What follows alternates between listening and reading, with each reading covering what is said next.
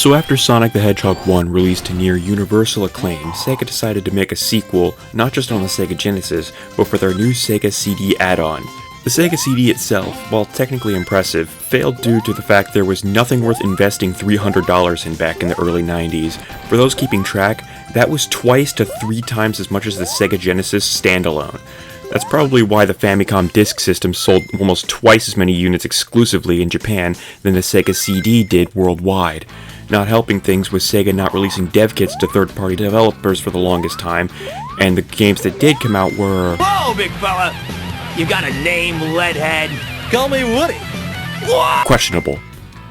Among the games that released for the system was Sonic CD, which takes place chronologically after Sonic 1, but before Sonic 2. Which is why I'm covering it now.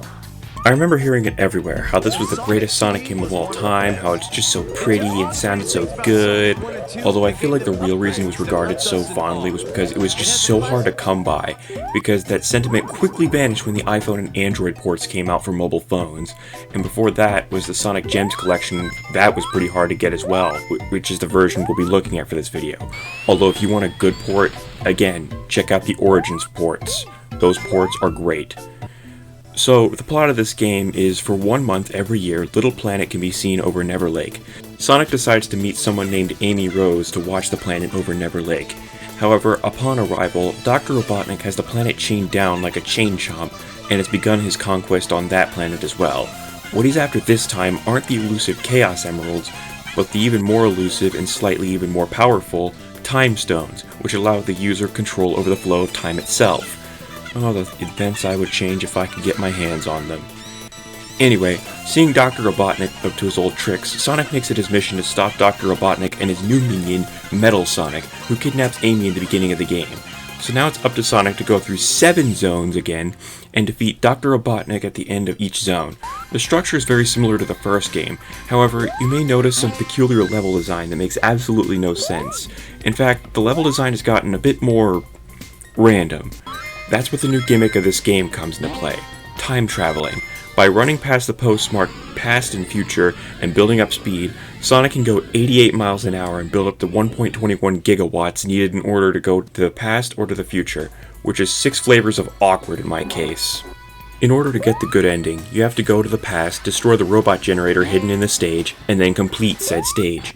You have to do this for every first and second act in a zone. If you didn't do that, then you get the bad ending. I didn't do that, one part simply due to being I just don't feel like exploring most of these stages. While exploring in Sonic games are usually rewarding and fun and something I enjoy doing, this was just ridiculous. And the second part being that Sonic's control just isn't as good as it should be. While we do have the spin dash, I wouldn't wish this spin dash on my worst enemy, because if you don't wait for the sound effect to completely end, Sonic just stands there like a blue dope.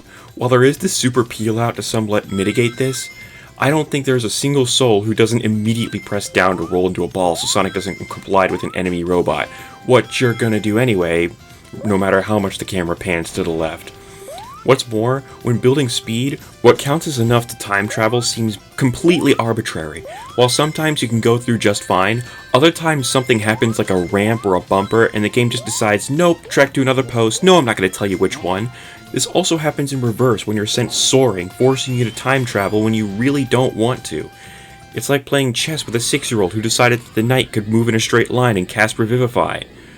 Or you can say, shoot that Putin, and instead do the same thing as Sonic 1 and bring 50 rings to the end of the zone and try to collect all the time stones, which is infinitely the better option, but that option still has its fair share of problems we'll get into shortly. For now, let's talk about the stages. Palm Tree Panic is a nice lush zone.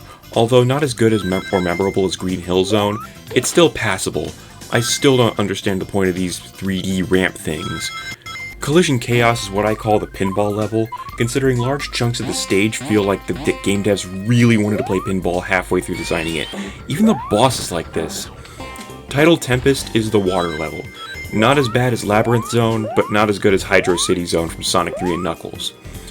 Quartz Quadrant is a zone I like conceptually, as we don't see very many mining levels in platformers. But the zone itself is really kind of lame, considering the only real gimmick is conveyor belts. Wacky Workbench is one level I cannot stand. You're constantly sent flying upward like a hyped up child on a sugar rush on a trampoline with springs on his feet. Stardust Speedway is another level I really like, mainly because of the Metal Sonic fight at the end. Metallic Madness is fairly difficult, but nothing you can't handle. The only annoying part is this section where you get shrunk down, and that's it. This is certainly no Metropolis Zone or Scrap Brain Zone. Bit lame for a final level. The special stages here aren't much better than Sonic 1 stages, and it's all because Sonic controls like old people The steering is as bad as one of those boxcars your dad cut his hand on trying to cut for you, and the hitboxes on these UFOs is really picky. Suffice to say, I didn't do that either. The bosses, however, aren't so much about being able to hit Dr. Robotnik 8 times, but whether or not you can hit him at all, because almost all of them are rather tough when you start, but one hit and they crumble like the white Bowser getting caught with his hand in the cookie jar. Hell, even the final boss is like this. Sure, you have to take damage on the first hit, but that really isn't much difficulty at all. The graphics are pretty good for 16 bits, colors are bright and vibrant, and the backgrounds, especially in the past, are beautiful, although the soundtrack just is not impressive, or at least the American soundtrack. The Japanese soundtrack has to be one of the best soundtracks anyone at Sega's ever published. Whoever decided that Americans and Europeans needed a different soundtrack should sit on a broken bottle and twist, because while we did get Sonic Boom, every other song on the Japanese soundtrack is a certified banger. Overall, Sonic CD is a fine enough game.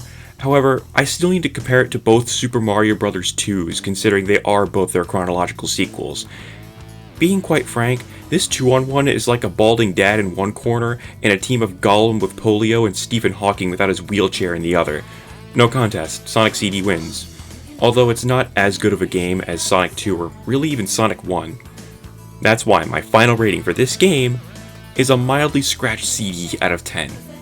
It's still playable, there's no doubt something wrong with it.